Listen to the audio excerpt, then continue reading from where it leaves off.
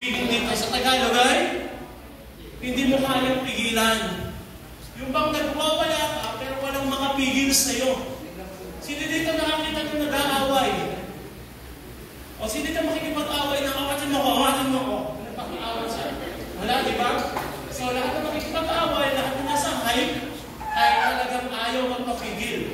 Gusto niya, yung gusto niya na susunod, di ba? Unstoppable. Yun yung unstoppable. At ang bawat isa sa atin, natututunan mo yung ngayong gabi is, paano ba maging unstoppable yun? Bahagi ng buhay natin tayo dapat hindi mapipigilan. Okay? Dapat magkaroon tayo ng attitude. Chapter 17, verse 34 to 35, pakisang slide. At sinabi ni David, ang Panginoon na nagligtas sa akin sa mga David, hinaharap niya yung leon at hinaharap niya yung mga babae. Ano ba si Balmon? 9 feet ang height. Tapos si Goliath ay talagang matipuno. Bakit talagang sinakala sa Diyos? Wala pa. Pero sino dito ang naniniwala sa Diyos? Amen. That's faith. Okay? Hindi mo nakita ang Diyos. Hindi mo nahawakan ang Diyos. Hindi mo nakilala pa ang Diyos. Pero naniniwala ka na may Diyos. That's faith. Yun po ay pananampalataya. Even David. Hindi pa niya nakilala personal ang Diyos, pero sa bawat laban ni David, naniniwala si David na siya nakikipaglaban kasama ang Diyos. Natatalunin niya si Goliath, tatalunin niya higante, tatalunin niya yung giants, hindi dahil sa sariling lakas ni David, kasi siya ay isang musician lang at tagapag-alaga ng lupa, kundi sa pamagitan at pangalan ng Panginoon. That's faith. Beyond capability, beyond talent, ang paniniwala ni David. Mas malaki ang paniniwala ni David sa kanyang sarili kasi kasama niya ang Panginoon. Hindi niya na-meet ang Diyos, hindi niya nakita ang Diyos, hindi niya nahawakan ang Diyos, subalit naniniwala si David na kasama niya ang Diyos. Sabi ng Bible, it is impossible to please God if you don't have faith. Okay? Ulitin ko. If we don't have faith, wala kang pananampalataya, it is impossible to please God. Kung wala kang pananampalataya, imposible kang marinig ng Diyos. Imposible mong ma-please ang Panginoon if you don't have faith. Baliktaran natin. Kung meron kang pananampalataya, you can please God. Kaya mo makuha ang atensyon ng Diyos kasi naniniwala ka sa sarili mo na mayroong Diyos. Ganun din sa ating mga pangarap. Wala na tayong literal na giants.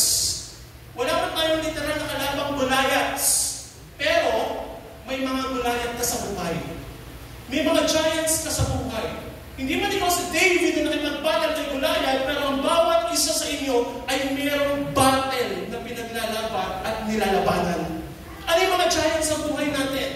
Some of you, lumaki, walang nanay. Maybe kung lumaki kang walang nanay, naiinit ka sa iba, kundi po sila may nanay. At ano ba ang feeling? Diyos. Hindi mo man nakikita ang Diyos, pero naniniwala kung may Diyos, sapat na dahilan para magtagumpay ka sa buhay. Amen. Dahil lalaban ka sa buhay, may kasama ka man o wala. Kapag alam mo kasama mo ang Diyos, aabante ka lang ng aabante sa buhay, kahit usap ka mo, may mararating ka. Diba? Ang kwento ni Pagong at ni Conejo.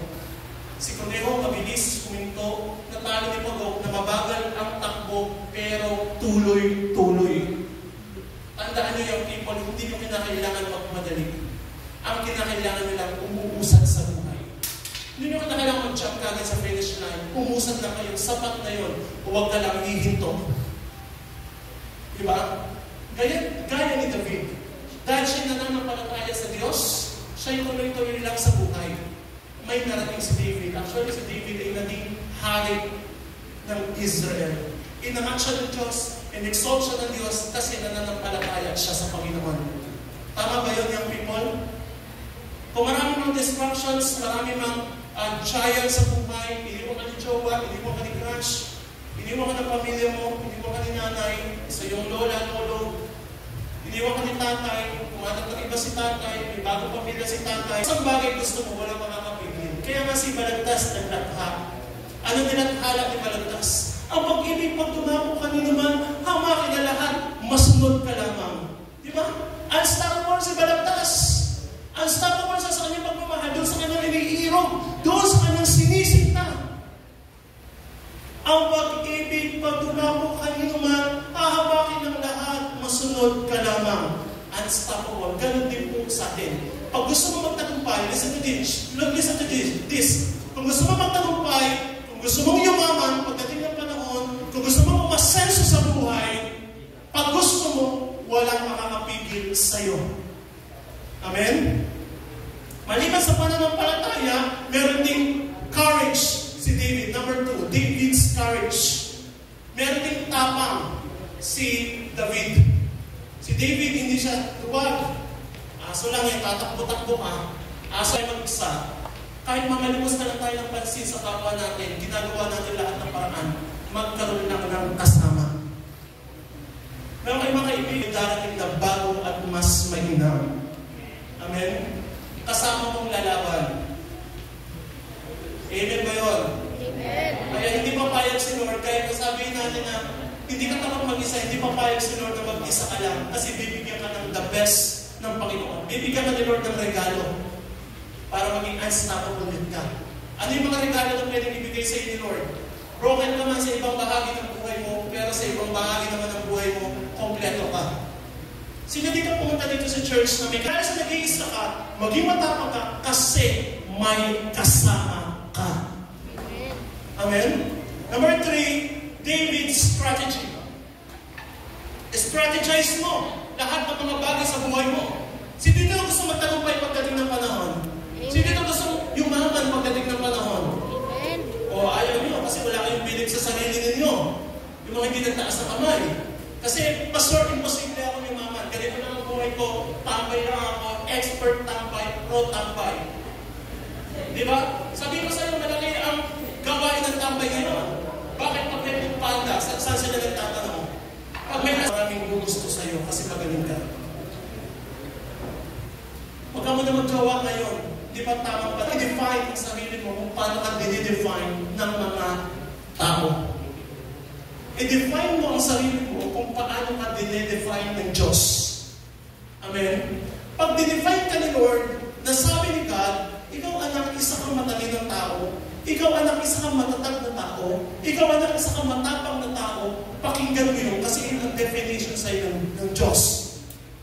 Pag sinasabi ng ibang tao, ikaw wala kang nakagad sa buhay.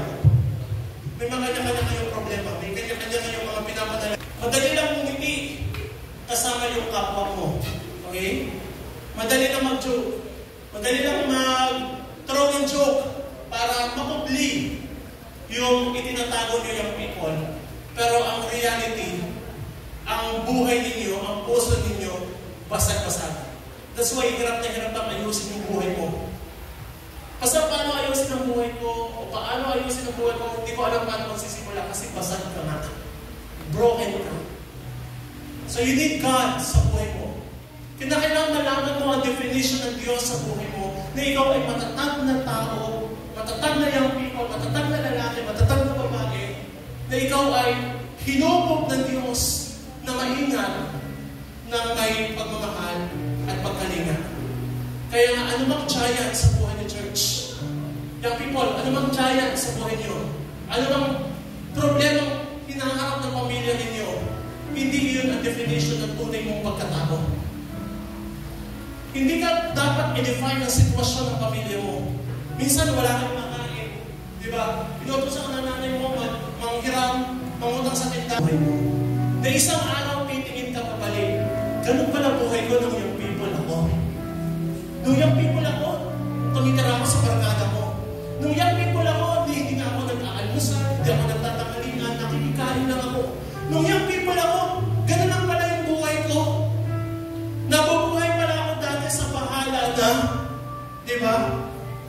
One day, i-testify mo, sasabihin mo sa sarili mo, kapag pinagtagumpay ka na ng Diyos, Lord, salamat kasi binuo mo ako. Hindi man yung pamilya ko, I just say, hindi man yung pamilya ko, hindi man yung kasama ko, pero yung puso ko, binuo ng Diyos. Binuo mo, sapat na, masaya na ako. Ano church? Isang bagay na dapat magpapasalamat sa Diyos. Maliban Second is, yung kaibigan na tunay na nagmamahal sa'yo. Yung mga kaibigan